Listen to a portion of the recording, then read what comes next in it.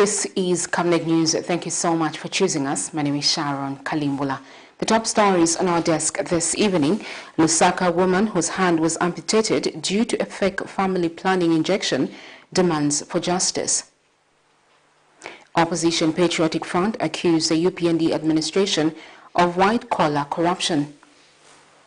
Court of Appeal says BOWMAN and MALANJI BOWMAN and MALANJI case. In international news, Mali rejects call for ECOWAS mediation in the dispute with Ivory Coast. In sports, Manchester City manager says England international WALSH'S departure was a jolt as the new Women's Super League season begins.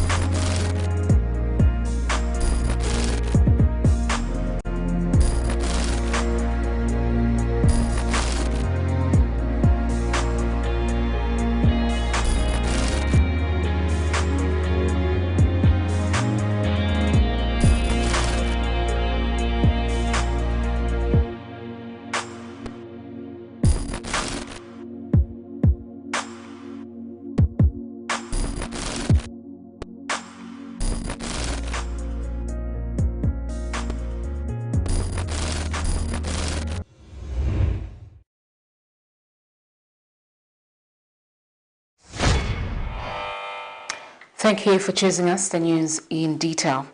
Police in LUSAKA arrested and detained a medical doctor, Brian Sampa, and 5 others, including 5 journalists, and charged of unlawful assembly after interrupting their anti-homosexuality march. The 5 journalists were later released after close to 4 hours in detention without being slapped with any charge. A journalist spoken to has told Camnet News that while in detention, journalists were told to prove that they are journalists by providing their identity cards, and that a report was later recorded from each one of them in what started off as a quiet procession at the LUSAKA Civic Center. The march was halted near the University Teaching Hospital traffic lights by scores of armed police officers. Meanwhile, UPND Youth Chairperson Gilbert Liswaniso has condemned the arrest of journalists and has condemned the arrest, stating that the UPND does not support such maneuvers. Let's look at this. With whatever you are doing, the best that you can do, go to Ministry of Gender. Go to Ministry of Gender. How does the Ministry of Gender come? No, I cannot answer that one. Go to Ministry of Gender and register your press, your complaint. No. For now, what you are doing is illegal because it is not, excuse me ma'am, it is not approved by the police.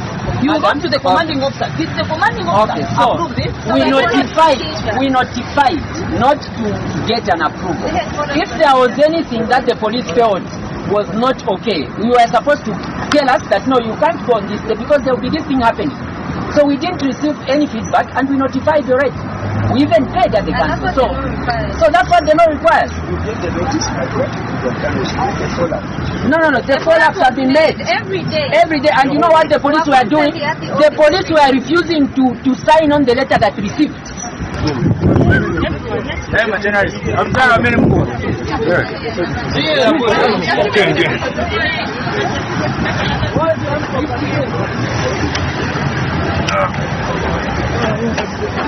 Element of brutality which we used to have 1 year ago. The Saga has been very clear. Let's engage each other. The police was supposed to engage. Somebody has notified you. Answer him there and then. What do? You arrest. And to make it worse, you go even to go and arrest journalists. And you know the stance of the president, even the party, that we don't encourage to harass journalists. Leave them, they operate free. Nancy Musonda, a lady who was allegedly injected with a fake family planning medication, resulting in her left hand being amputated, has been discharged and recuperating well. Ms. Musonda has noted with concern how the imposter doctor who administered the drug is still being held in police custody, adding that the matter has not even been taken to court. Speaking to Camnet News in Lusaka's John Lane compound, Ms. Musonda has wondered why the imposter doctor identified as Shadi Hangandu has continued to be held at Chazanga police post over a month after he was arrested for the offense of willfully administration of a poisonous substance. More in this report, however, the picture may be disturbing to sensitive viewers.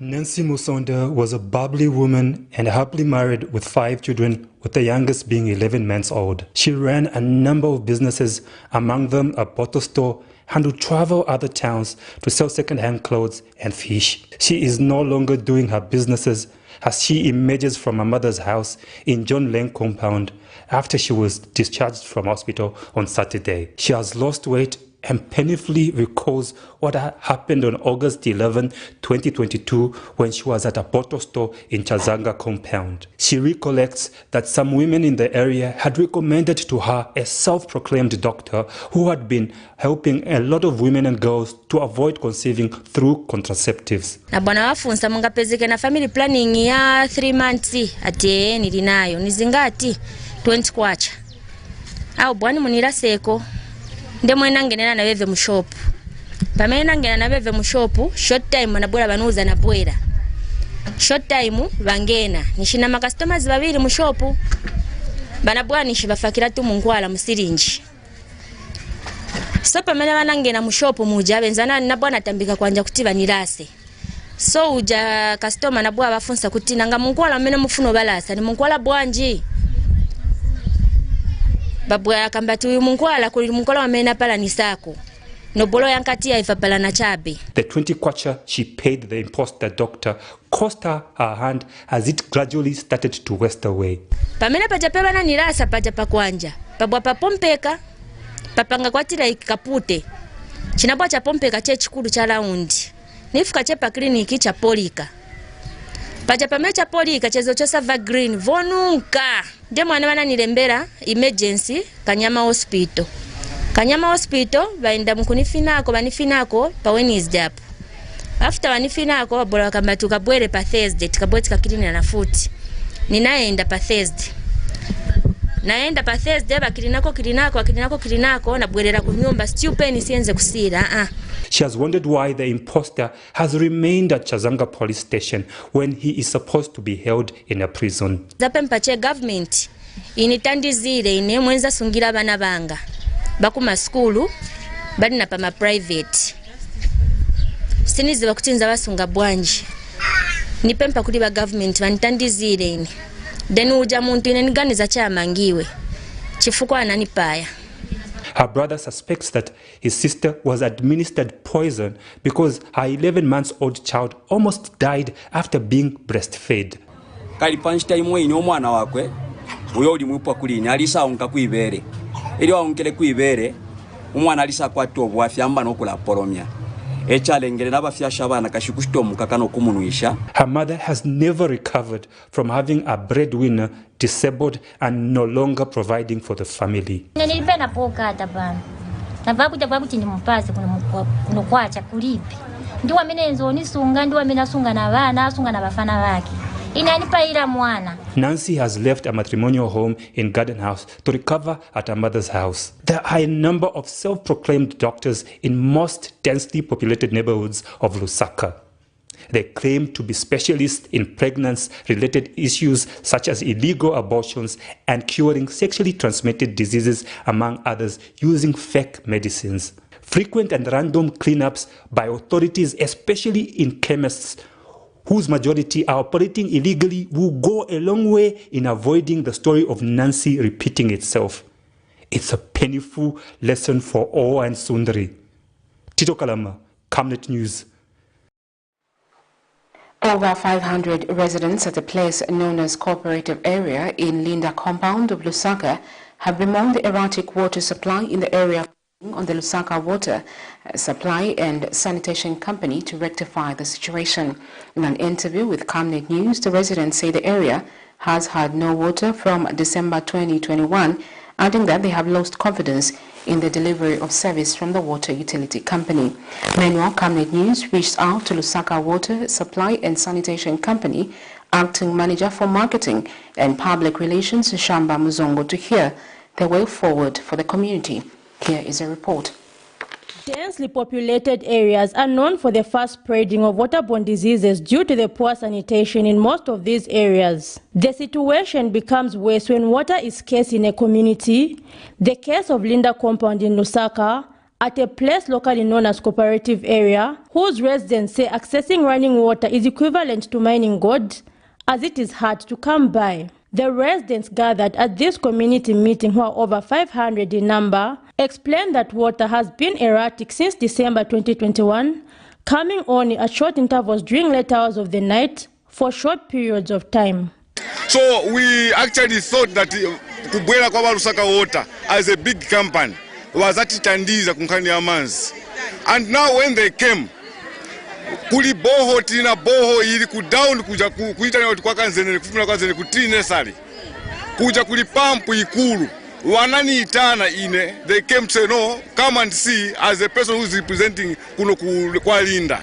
I went there, I witnessed. Now utumanzi anali kuchoka bwino wanachita nchito pa first kaya kuna kutivala kumaise siniziwa manzi anali kuchoka mokwanira. As time went on tidaba kuti manzi siaoneka.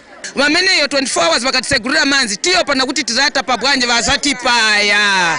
Ndiye reason 2 manzi mwalinda kuchokera 2012 pamene Lusaka Water inabweramo.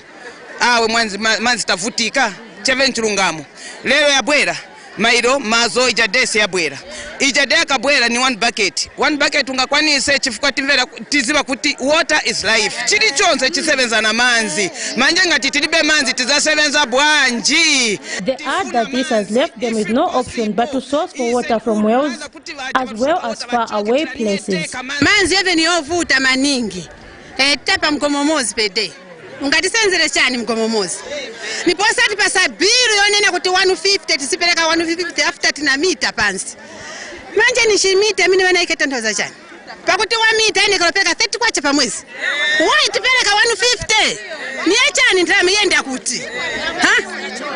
Biru ichoka every day. Biru ichoka. Manzi siyaona. Ha? Ele ndine mkazi wa masiye pamene lili pano. 150 nzecho sakuti.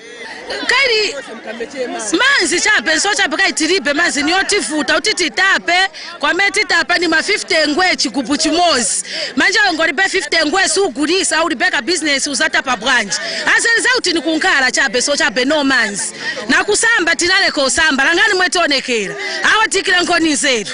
Meanwhile, Lusaka Water Supply and Sanitation Company Manager for Marketing and Public Relations Shamba Muzungu says the water utility company will assess the water situation in the community. It remains clear that more work needs to be done if clean water and sanitation is to be made easily accessible for all citizens by 2030. Zipora Mshala, Camnet News, Lusaka. Zambia Men's Network for Gender and Development has called for serious action to follow those said to be practicing acts of sodomy. Various reports of sodomy have been reported to the Zambia police in the past 1 week, including of 5 boys from an Islamic school in Chongwe district of Lusaka province and that of a male adult in Lusaka's Shawama constituency who was allegedly sodomized by his employer while asleep in his servant's quarter within the premises. In an interview with Camnet News, Organization National Coordinator Nelson Banda says the Islamic school where the offense is said to have happened should be closed to set as an example. According to 1 Corinthians chapter 6 verse 9, sodomy is against biblical principles that guide Zambia as a Christian nation. Statistics from the Zambia Police Service, however, show a number of such cases being recorded in the country or recent, among them the case of 5 boys allegedly sodomized from an Islamic school in Chongwe district. On Monday, 12 September 2022, the Zambia police also received a report from Shawama constituency where a man identified as Bright Simasiku 31 was allegedly sodomized by his employer Doris Ricardo 42 of Lilai area while sleeping in his servant's quarter at his work premises. Camnet News also recently carried the story of a 10-year-old autistic boy from Chunga compound in Lusaka who was allegedly sodomized by his 25-year-old neighbor. In response to these happenings, Zambia Men's Network for Gender and Development National Coordinator Nelson Banda says there is need to make a strong example of those practicing sexual abuse using sodomy. So the minister must come on board and close down the school because it is no longer conducive for the learners to continue learning at that school. We feel that the well-being of the learners were not taken into account, and this calls for the ministry to come in to probe what was going on and report the culprits to the police, so that those who are those who are responsible should be held to account for their actions. Meanwhile, a clergyman, Bishop John Mambo, says there is need to close down on perpetrators, stating that these acts have become rampant after the Lusaka July festival, which was characterized by cross-dressing. He has further urged the church to lead the country in prayer against these happenings. So there are a number of things, the July thing that you saw not long ago, where they went as men and say, well, we are promoting another thing, and then next thing started seeing kissing. Open gayism, very soon we shall see open lesbian and things of that nature. It is very ugly for the country, and you cannot blame government all the time. We blame ourselves, I blame me. I keep on saying it's never too late. Let's go back to the mountain, confess and say we shall work for the Lord.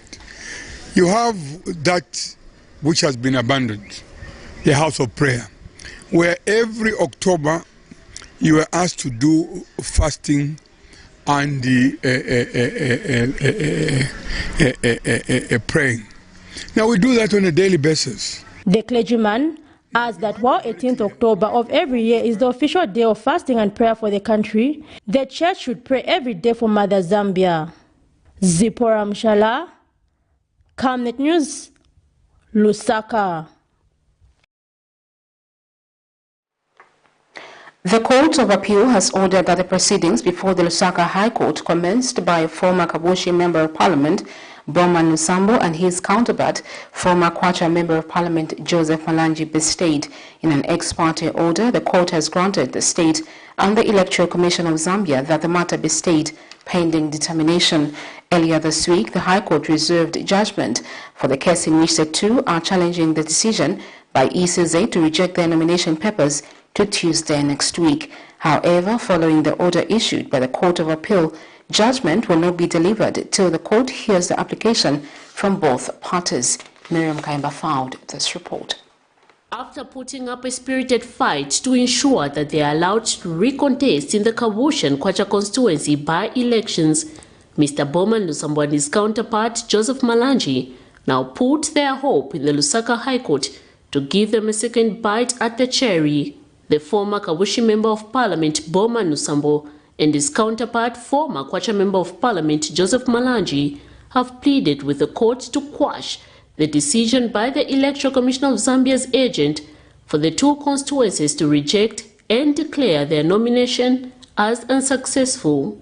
When the matter came up for hearing of the petition before three High Court judges, Sharon Newa, Mwapewa and Catherine Lombepiri, the state, through Solicitor General Masho Mchende, insisted that the Constitutional Court, in its judgment dated the 7th of September 2022, did not declare that the duo were eligible to recontest the by-elections when it declared that ECZ was wrong to reject their nomination papers. The Solicitor General submits that the duo's nominations were accepted by the returning officers on the 25th of August 2022, but the same were rendered invalid, adding that the prayers before the High Court by the petitioners should have been for a declaration whether their nominations were valid or not, and not for a declaration that the two were eligible. The state has also insisted in its submissions that the High Court has no jurisdiction to hear and grant Mr. Malanji and Lusambo the reliefs they sought, among them that the court orders ECZ to hold fresh nominations, and the Electoral Commission of Zambia has also told the court in its submissions that it cannot be faulted for rejecting their nomination papers, insisting that it discharged its mandate and received the nomination papers of the two based on the law at the time, thus urging the court to dismiss the petition as ECZ followed the relevant law in rejecting the nomination papers such as the Constitutional and the Electoral Process Act. However, in their defense, the duo, through their lawyers Makebi Zulu and Tutwanguluwe, have argued that to suggest that there was a specific law at the time nominations were rejected, ECZ agrees that it misinterpreted the law. Mr. Zulu has also submitted that Article 72(4) has been interpreted by the Constitutional Court, and the High Court ought to decide whether the determination by the returning officer was right or wrong. After hearing submissions and arguments from all parties for close to 3 hours, the Lusaka High Court has reserved judgment to the 20th of September 2022. In this case, Mr. Malanji and Lusambo have petitioned the Electoral Commission of Zambia and seek the court's declaration that they are eligible to contest the by-elections in the two respective constituencies. Miriam Kaimba, reporting for Camnet TV News. Meanwhile, United Party for National Development Kawoshi candidate Bernard Kanengo has petitioned the Constitutional Court seeking a declaration that it stays proceedings that are before the High Court commenced by two former opposition Patriotic Front members of Parliament, BOWMAN Lusambo and Joseph Malanji. Mr. Kanengo, who has cited the Attorney General, Electoral Commission of Zambia, Mr. Malanji and BOWMAN Lusambo in his petition, says the decision by the High Court to stay the by-election that were scheduled for 15 September 2022 has affected him and the people of Kwacha and Kawoshi, thus resulting in unnecessary waste of national resources at a time. Unsatisfied with the decision made by the High Court on the 13th of September 2022 to suspend the by-elections in Kwacha and Kawoshi constituencies pending determination of the case before it, United Party for National Development Kawoshi candidate Bernard Kanengo has rushed to the Constitutional Court to petition the same. Mr. Kanengo has cited the Attorney General, Electoral Commission of Zambia, former Kawoshi Member of Parliament BOWMAN Lusambo, and his counterpart, former Kwacha Member of Parliament Joseph Malanji, as the respondent. Mr. Kanengo wants a declaration that the current petition that the two former opposition Patriotic Front members of Parliament have commenced before the High Court, where they're challenging the decision by the Electoral Commission of Zambia on the strength of Article 72(4) of the Constitution is wrongly before court and a nullity. The UPND candidate also wants the Constitutional Court to stay the said proceedings before the court pending determination of the main matter. The petitioner further seeks that the Constitutional Court quash the decision made by the Lusaka High Court in proceeding to hear Mr. Malanji and BOWMAN Lusambo's petition. He argues that the decision by the High Court to stay by-elections that were slated for the 15th of September 2022 has affected him and the people of Kawoshi and Kwacha constituency, and the said action has resulted in unnecessary waste of national resources and time. Mr. Kanengo also wants a declaration that the decision of the High Court to the effect that it has jurisdiction to determine a contravention of Article 72(4) is contrary to Article 128 inclusive of the Constitutional and therefore now unvoid. We wait to see how this case commenced by Mr. Kanengo before the Constitutional Court will unfold. Miriam Kaimba, reporting for Camnet TV News. The opposition Patriotic Front has accused the United Party for National Development administration to be peddling white-collar corruption. Leader of the opposition in Parliament, Brian Munduwile, has cited the cancellation of a fertilizer tender by ZPPA on the basis of irregularities as being intentional, designed to cause panic so that the government can single source a supplier of their choice without following the right procurement procedure. Mr. Mundubile has further alleged that there is too much corruption happening in the Ministry of Justice under the Department of Compensation, where UPND members are being paid huge sums of money in the name of compensation. He has called on the Anti-Corruption Commission to move in and investigate the allegations and assure that those found guilty will be brought to book. The opposition Patriotic Front has continued to breathe fire on the way the current United Party for National Development UPND administration is handling the affairs of the country. Speaking at a press briefing in Lusaka Friday shortly after attending Parliament business, leader of the opposition in Parliament Brian Mondubile says there is too much white-collar corruption in the UPND administration and says the cancellation of the fertilizer tender on the basis of irregularities few months before the rain season is a deliberate move meant to cause panic so that the government can single-source suppliers of their choice without having to follow the right procurement procedures. You must find something wrong. We are in September now. Fertilizer which should have been distributed 3 months ago. Up to now, we don't know who the suppliers are. Why? Because it's designed. It's meticulous. It's methodical. It's meant to create a crisis. And then there will be panic.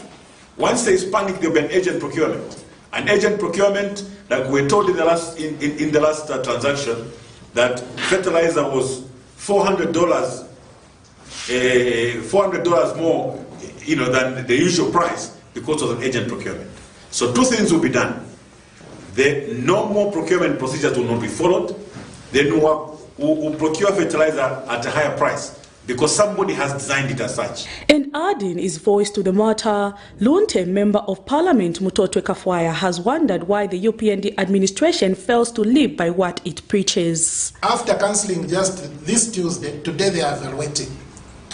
And the people they are evaluating now, they have included 3 foreign companies. Out of the initial 5 local companies, they've only picked 2, Alpha Commodities and AgriZam. Now they have gone to add ETG, FSG and Capital Fertilizers, which we know are foreign companies. Meanwhile, Mr. Mondubile has alleged that there is too much corruption at the Ministry of Justice under the Department of Compensation, where the UPND administration has been paying itself huge sums of monies in the name of compensations, and has challenged the Anti-Corruption Commission to investigate both the fertilizer scandal and the Ministry of Justice. There's some corruption going on under Ministry of Justice, under a department they call compensation. People are paying themselves huge amounts of money every day through consent judgments for claims that were made previously and not properly argued and verified. People are silently signing consent judgments and paying themselves huge amounts of money. So Anti-Corruption Commission, we are back on your doors. We will never stop. As PF, we're interested in this fight against corruption. Here is yet another. This will be maybe our 3rd or 4th matter to brought to your attention. Meanwhile, the opposition has celebrated the victory in the Luangwa Council chairperson by-elections and says it is a sign that a dead party has come to haunt the living. Prudence Chota, reporting for Camnet TV News. Meanwhile, Patriotic Front candidate Lawrence Shaba has retained his seat in the KEIRA chairperson by-election held on Thursday, 15 September 2022 after polling 4,075 votes. His immediate rival, Arthur Lungu, for the United Party for National Development, polled 3,767 votes. Returning officer Haninga Mwangi declared Lawrence Shaba as duly elected council chairperson for Luangwa Council at the Civic Center in Luangwa District of Lusaka Province. Other candidates who participated in the by-election included Socialist Party's Christopher Njovu, who got 384 votes, Geoffrey Mumba for the leadership movement, who polled 60 votes, and Julius Skasote, an independent candidate, who came out with 62 votes respectively. Mr. Mwangi stated that 98 ballot papers were rejected and declared invalid, and one of the UPND monitoring agents, Justin Mumba, said despite the election results favoring the opposition Patriotic Front, the campaigns were effectively conducted by the team. Mr. Mumba has since congratulated the ruling party's campaign team, led by campaign manager Sheo Muliata, for their hard work during the campaigns. and Luanga District Council Chairperson seat fell vacant after being nullified by the High Court for alleged electoral malpractice exhibited during the August 12, 2021 general election. The Civil Servants and Allied Workers Union of Zambia has recommended that all civil servants be audited to determine if they are engaging in any corrupt activities while in service will require a proper legal framework to guide the process. Reacting to the recent statement made by the Minister of Information and Media, Chushi Kasanda, that auditing all civil servants should also be considered, Union General Secretary Makai says while the initiative is progressive, it will need to be written down in the Republican Constitution along with guidelines for the declaration of assets. He notes that not all civil servants have the opportunity to misuse public funds, but mostly those in privileged positions. On the issue of civil servants being audited, I think for us as the civil servants and the allied workers in Zambia, it can be a welcome move. But the question we should ask ourselves is, how do they want to carry out these audits? At the time I was being employed in the public service, did they give me a platform to declare my assets? Because what I am today, I didn't get it today. It is a journey of life. For example, we have employed now over 40,000 government workers, 10,000 from the teaching fraternity and about 11,000 from the health sector. As these young men and women are going to be deployed, are they going to fill in a form for the declaration of their assets? Some of them have been hustling, running up and down, trying to feed their families. Because they've been in the village for 5 years, for 7 years, for some of them 10 years. They could have borrowed and started businesses, which businesses now are maybe performing very well. So at the time they are being employed in the public service, you are not telling them to declare their assets. 5 years down the line, when somebody has a well-established farm, you say, how did he buy 100 cattle?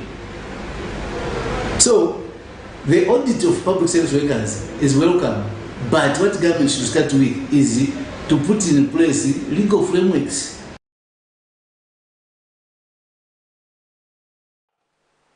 You're watching Camnet News. We take our first set of commercials. When we return, we have more interesting stories. Stay with us. Your skin is the biggest muscle in your body. That's why we make sure that Oracle is #1 when it comes to taking care of your precious skin. Oracle Pure Petroleum Jelly and Glycerin soothes, moisturizes, and keeps your skin perfect. Oracle Pure Petroleum products for that perfect skin.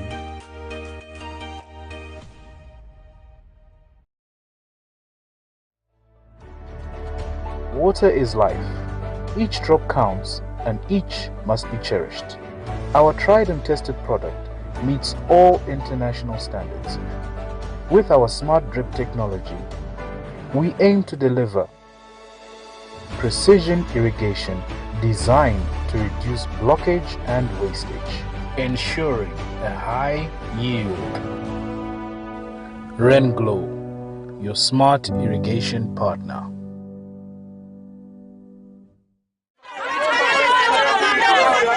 For immediate coverage of any breaking or latest news in Zambia and around the world on Camnet Television, call the numbers on your screen.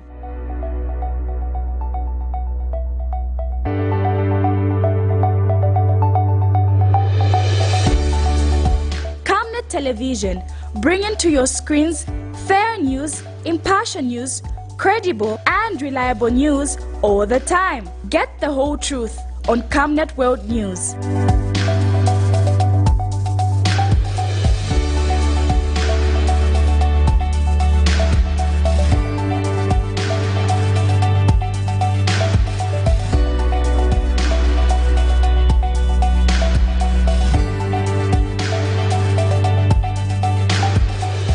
Camnet Television, not just another channel.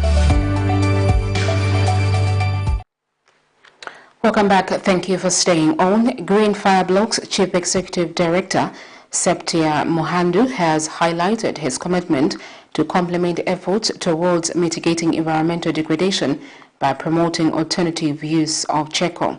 Mr.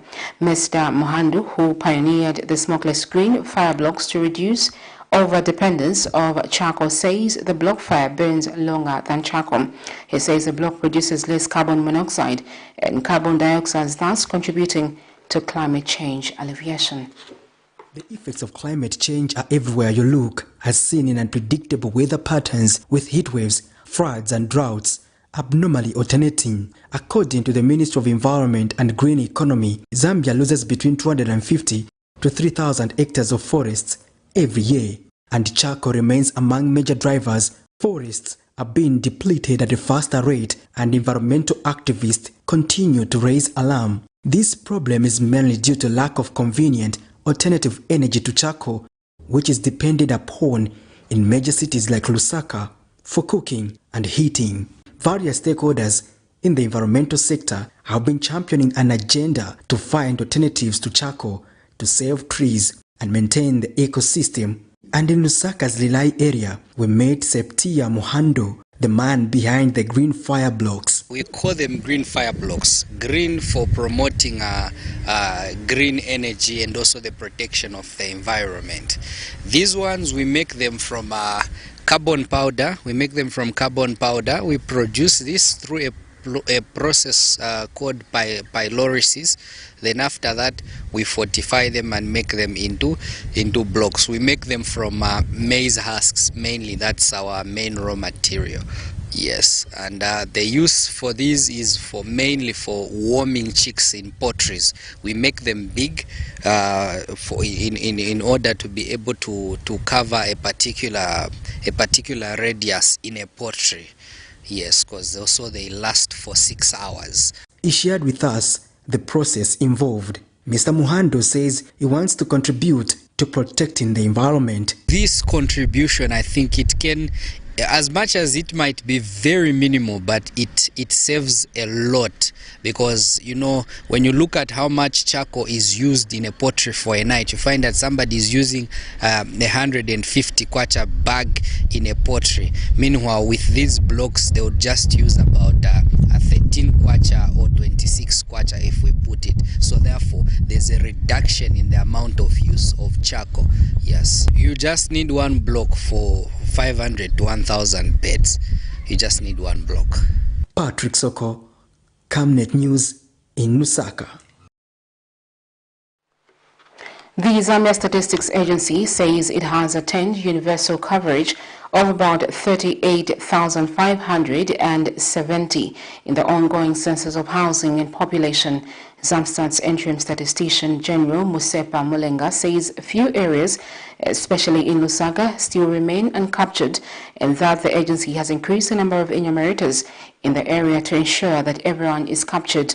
Mr. Musepa says citizens can also play a part by ensuring that they report to the agency their areas which have not been captured. He says once the mapping exercise comes to an end next week, there will be no extension of the census exercise. What we are saying is that, you see, you've got the whole country, and we've got 38,570 EAs. These EAs, all of them by 14th of September, were visited. Now, there could be some houses which were not visited, but in terms of the population, the sense of census, that is complete universal coverage. Then we've noted pockets of callbacks, which we are providing for during the mop-up, that need to be attended to, especially in Lusaka district and specific constituencies. Now, when we say Lusaka district, we are saying that the other 115 districts, overall, enumeration has gone on very well, meaning the other provinces, enumeration has gone on very, very well. But in Lusaka, I'll come to specific areas where we have now to concentrate. Once you are conducting the census, and you know our data is coming to our servers and the dashboard, we're able to see these areas I think require more attention. And then planning in terms of providing extra resources in that area in order to complete the enumeration during this mop-up. Chipangali Council Chairperson Maxwell Nkoma has underscored the need for leaders to embrace innovative ways of living as a means to foster economic development in the country. Mr. Nkoma has re-echoed President Hakainde Hichilema's statements that some old bureaucratic tendencies must be curtailed as they delay progress in local authorities. Mr. Nkoma tells Camnet News that there is need to embrace change in the wake of technological advancement towards improving service provision.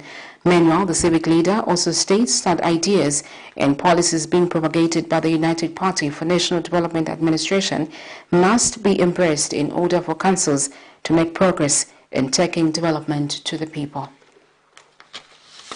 To move on certain things which are clear and straightforward, pure in the interest of the people, because principal officers, the civil service have said this is the way we have been doing things around here, so we cannot change. So we need to break the mindset, change the mindset towards realizing that we can do a lot more by opening our minds to new ideas, to new policies which the government is trying to put in place, by embracing also the changes of the new Dawn government which they have brought into being.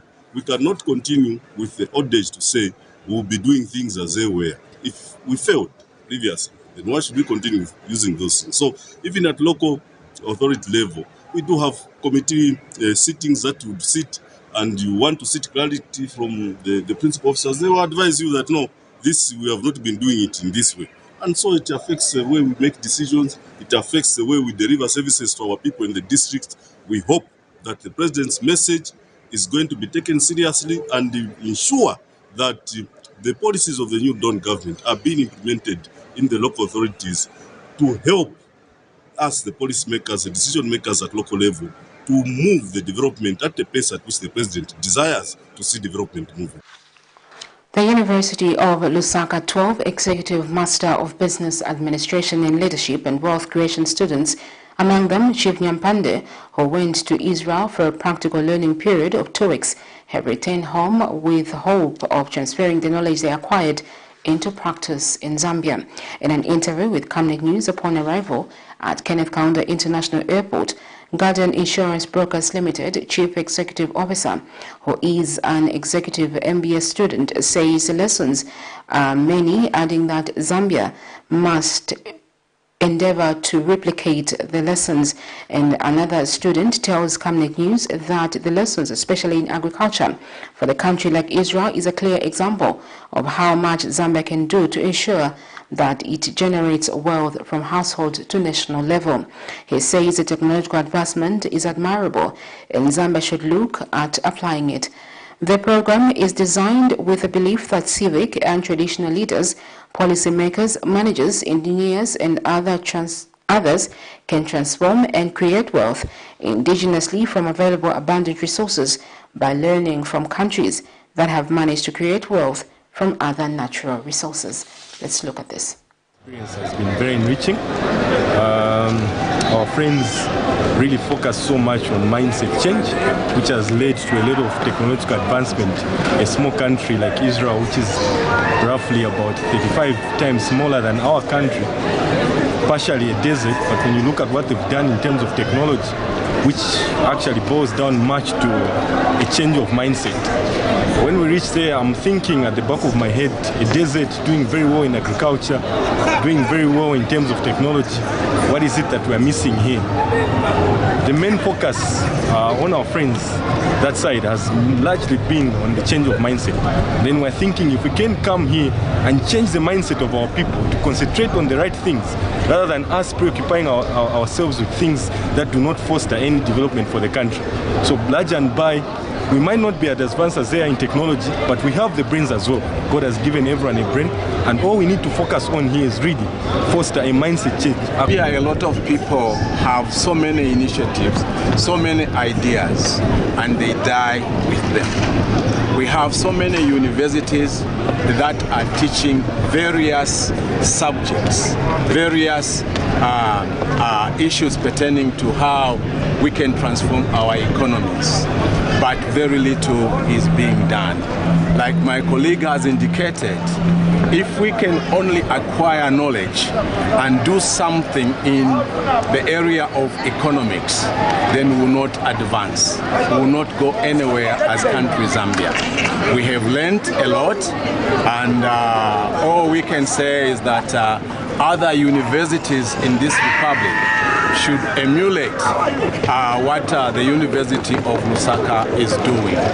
The collaboration with the Galilee International Management Institute is a very good idea, and transforming us into entrepreneurs that are going to ensure that we take the country forward. Literature Trust, an organization that promotes visual arts in Zambia chairperson Cynthia Zukas has charged that the arts sector in Zambia has not been receiving the attention it deserves from the relevant authorities. Mrs. Zukas says, who addressed the media at the ongoing retrospective exhibition works by Godfrey Seti dubbed Art Lives On, says arts have got the potential to contribute positively to employment in the country. Meanwhile, Literature Trust Vice Chairperson William Miko says the young ones must ensure that they pick a career they are passionate about and not based on what they are told to do. He says the arts sector, just like any other profession, can earn one a good income if put to good use. Zambian artists need more encouragement from the government.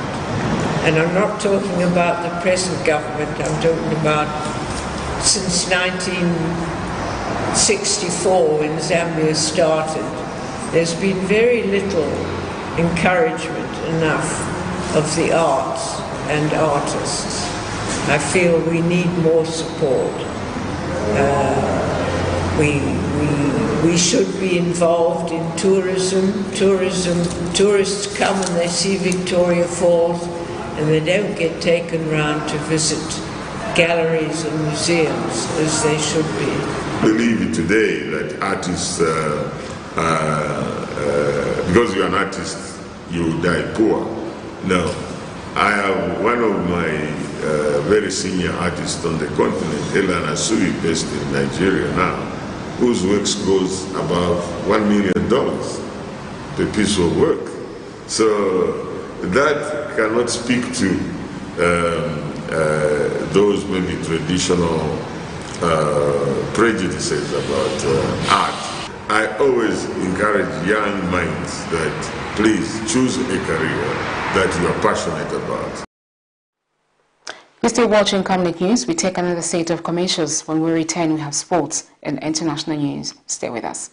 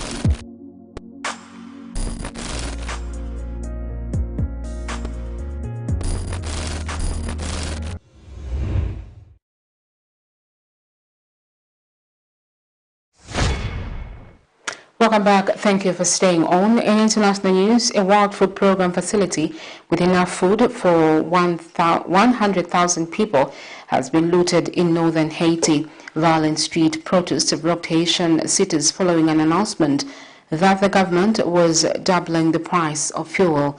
In other news, Mali has rejected a call for ECOWAS-led talks over the detention of Ivorian soldiers in Bamako, warning about instrumentalization of the regional body in the bilateral and judicial matter. The spokesperson for the government of the Sahelian nation also slammed Abidjan's blackmail accusations. Here is a roundup of international news. Tensions continue to flare up between Ivory Coast and Mali. On Thursday, the Malian authorities rejected Ivory Coast's call for a regional emergency crisis summit over the detention of 46 Ivorian soldiers. Mali's transitional authorities added in the statement that the mediation by the Togolese government was the only framework it would engage in to solve what has become a diplomatic row. Since Ivorian soldiers were arrested in Bamako in July, Abidjan has insisted the troops were sent as backup for the UN peacekeeping mission in Mali. However, the mandate of the troops remained unclear, and they were charged for undermining state security. On Wednesday, following a meeting of Ivory Coast National Security Council, chaired by President Ouattara, Abidjan accused Mali of blackmailing. Indeed, Mali's leader suggested a prisoner swap to end the crisis. The matter should be discussed next week during an extraordinary ECOWAS summit held on the sidelines of the UN's General Assembly in New York. Somali presidents met with the U.S. Secretary of Defense Lloyd James Austin on Thursday. The meeting was focused on strengthening the capacity of Somalia's military to battle Al-Shabaab, which U.S. general have described as Al-Qaeda's most lethal outfit. The group has been waging a deadly insurgency against Somalia's international-backed government. Since June 2022, SNA has led Somali National Army has been able to partner with the local forces in the removal of Al-Shabaab from 20% of the area they controlled before. We recognize that defeating Al-Shabaab requires a multifaceted approach that includes effective and accountable security forces, an inclusive state-building process, the ability of the state to provide a rule of law and critical services to the public. Somalia and the Horn of Africa have entered a crucial period of transition. This period will be especially important given the ongoing hostilities in Ethiopia, the persistent threat of Al-Shabaab, which continues to launch high-profile, cruel, and brazen attacks on civilians. Our cooperation here is crucial, Mr. President, and we stand ready as your partners. According to a report from the Pentagon's African Center for Strategic Studies, Al-Shabaab has been one of the deadliest and most effective terror groups on the continent this year, accounting for an estimated 36% of all militant Islamist group violence. Again, welcome. Thanks, everybody. Unstoppable protests convulsed Haiti again on Thursday. An unknown number of people have been killed as violence intensified between police and protesters with attacks by criminal gangs. 3 Haitian policemen were reported among the dead. The situation appears to be spiraling into greater violence and lawless turmoil. Burning barricades and angry crowds blocked the road to the international airport in Port-au-Prince. For most of this week, Haiti has been disrupted. The capital, Port-au-Prince, has been disrupted. For the most part, everybody is hunkering down. They're staying home. The streets, it's virtually a ghost town. As there are protests and violent barricades against the decision from the government to raise the price of oil products in Haiti. That fuel hike seems to have been the spark that caused simmering discontent to burst into flame. Haiti, the poorest country in the Western Hemisphere, is beset by soaring inflation, criminal gangs that rob, kidnap, and rape with impunity, and a largely ineffective and widely reviled government. The price of basic food items has increased by 50% in the past year. Buildings were set ablaze and food warehouses looted, including one operated by the Catholic organization Caritas. A World Food Program facility in the town of Gonaïves was also looted and burned. A desperate population, a government seemingly paralyzed, and a wave of rage that continues to grow day by day. Rob Reynolds, Al Jazeera. Well, that's it for international news. We now look at sports news.